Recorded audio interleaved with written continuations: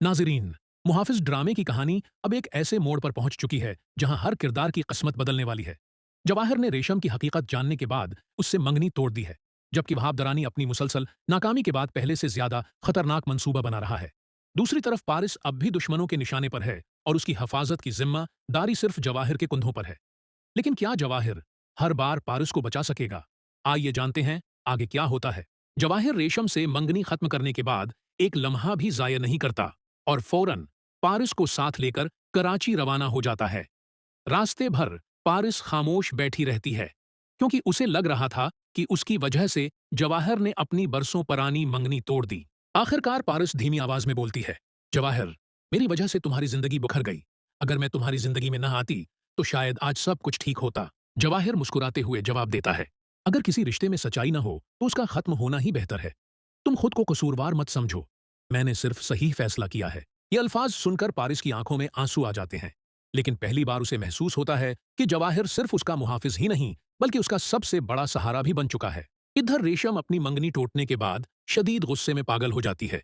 वो दिल ही दिल में कसम खाती है, अगर जवाहिर मेरा नहीं हो सकता तो मैं पारिस को भी उसकी जिंदगी से हमेशा के लिए खत्म कर दूंगी। दूसरी तरफ वहाब दरानी अपने ठिकाने पर शदीद गुस्से में अपने आदमियों पर चीख रहा होता है, तुम सब नाकाम हो गए, एक लड़की को भी नहीं पकड़ सके। अब की बार मैं खुद मैदान में उतरूंगा और इस बार ना जवाहिर बचेगा ना पारिस। वो फौरन अपने खास आदमियों को कराची भेज देता है ताकि वो जवाहिर और पारिस की हर नकल व हरकत पर नजर रखें।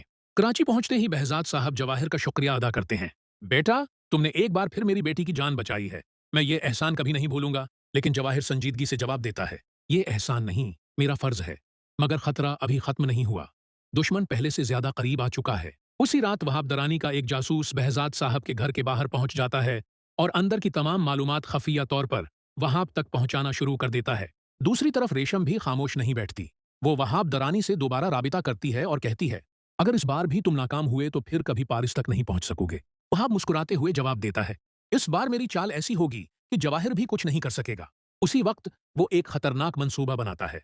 वो फैसला करता है कि पारिस को अगवा करने के बजाय पहले जवाहिर को रास्ते से हटाया जाए, क्योंकि जब तक जवाहिर जिंदा है पारिस तक पहुंचना नामुमकिन है।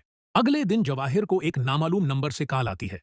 दूसरी तरफ मौजूद शख्स घबराई हुई आवाज में कहता है, अगर पारिस को जिंदा देखना चाहते हो तो फौरन पुरानी फैक्ट्री पहुंच जाओ और याद रखना, अगर पुलिस को खबर दी तो पारिस हमेशा के लिए तुमसे छिन जाएगी।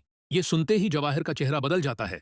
वो फौरन अपनी गाड़ी की चाबी उठाता है और किसी को कुछ बताए बगैर पुरानी फैक्ट्री की तरफ रवाना हो जाता है। लेकिन उसे जरा भी अंदाजा नहीं होता कि ये कॉल सिर्फ एक जाल थी और वहाब दरानी अपने तमाम आदमियों के साथ पहले ही वहां उसका इंतजार कर रहा है। क्या जवाहिर उस खतरनाक जाल से बच निकलेगा? क्या वहाब